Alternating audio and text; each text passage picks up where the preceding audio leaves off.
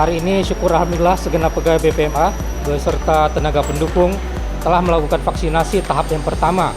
Alhamdulillah BPMA bisa berpartisipasi dalam momen penting ini.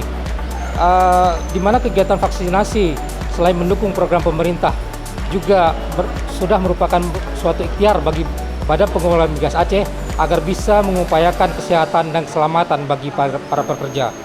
Semoga dalam vaksinasi bisa kembali meningkatkan kinerja industri hulu migas di Indonesia agar bisa mencapai target-target yang telah kita tentukan bersama.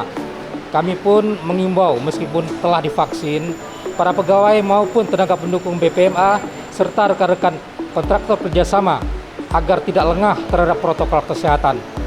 Tetap memakai masker, menjaga kesehatan, menjaga jarak, dan rajin mencuci tangan agar kesehatan serta kebersihan terjaga dengan maksimal.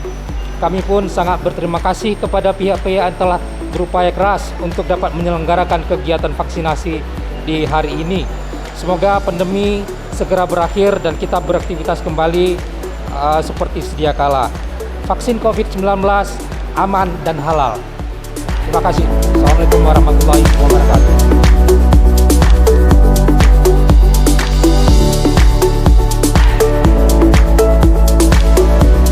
Saya sudah divaksin. Anda kapan? Saya sudah vaksin. Kalian kapan? Ayo vaksin aman dan halal. Ayo vaksin, vaksin aman dan halal.